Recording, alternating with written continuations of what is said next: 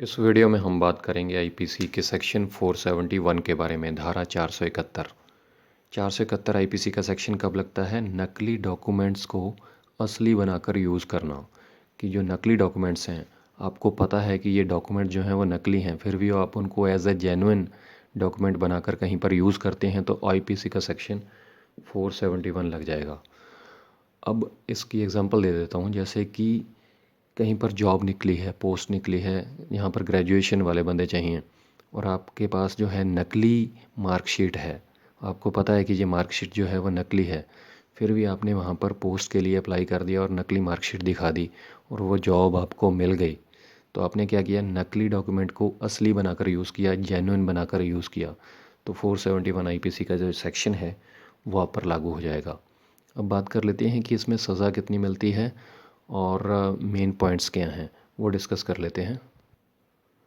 देखिए, 471 आईपीसी के सेक्शन में जो सज़ा होती है वो सेम उतनी ही सज़ा होती है जितनी किसी नकली डॉक्यूमेंट्स को बनाने के लिए सज़ा मिलती है। जैसे 467 आईपीसी का सेक्शन है एक, उसमें क्या होता है कि जो वैल्यूएबल सिक्योरिटी वाले कागज़ होते हैं, जैसे कोई वसीयत होती है, विल जिसको कहते हैं, तो विल के लिए जो है अगर कोई छेड़खानी करता है उस डॉक्यूमेंट में, नकली तरीके से जालसाजी करता है किसी को धोखा देने के लिए, तो उसमें 10 साल तक की सज़ा है।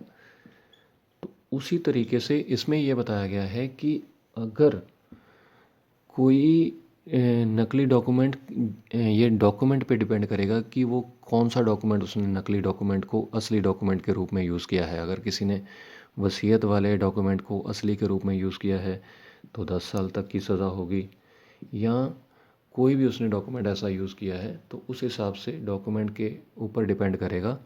लेकिन 471 आईपीसी में ये बताया गया है कि जिस डॉक्यूमेंट को उसने असली बनाकर यूज़ किया है, नकली डॉक्यूमेंट को, तो यही माना जाएगा कि उसी ने ये बनाया है और उसको उसी डॉक्यूमेंट के हिसाब से सज़ा मिलेगी।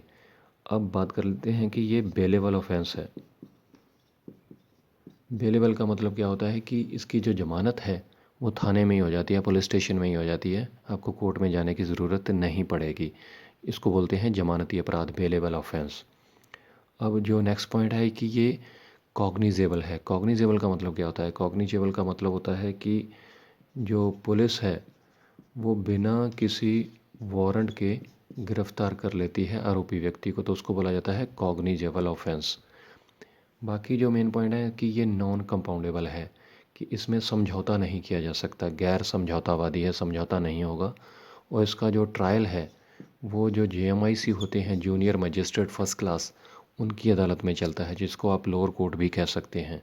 तो लोअर कोर्ट में इसकी प्रोसीडिंग चलती हैं 471 आईपीसी सेक्शन की, और ये कॉग्निजेबल है, बेलेबल ऑफेंस है, और इसमें जो सज़ा है वो डॉक्यूमेंट के हिसाब से मिलती है। जिस नकली डॉक्यूमेंट को आपने असली बनाकर यूज़ किया है वो डॉक्यूमेंट पे डिपेंड करेगा कि डॉक्यूमेंट कौन सा था, उसके हिसाब से सज़ा मिलेगी आपको। ये 10 साल का तो मैंने सिर्फ एग्जांपल दिया है, ये कम ज़्यादा हो सकती है।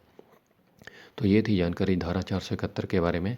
सिंपल तरीके से समझाने की कोशिश की है। अगर कोई आपको पॉइंट ना समझ में आया हो तो प्लीज़ कमेंट कीजिएगा, और लॉ से रिलेटेड कोई और भी जानकारी चाहिए तो प्लीज़ कमेंट कीजिएगा, और जाने से पहले इस चैनल को सब्सक्राइब ज़रूर कर लीजिएगा, क्योंकि इस चैनल पर कानून से रिलेटेड वीडियोस को इतने आसानी और सिंपल लैंग्वेज में समझाया जाता है जो कि आपको आसानी से समझ में आ सकें, आपको जानकार बनाए और सशक्त बनाए। तो चैनल ज़रूर सब्सक्राइब कीजिएगा। शुक्रिया।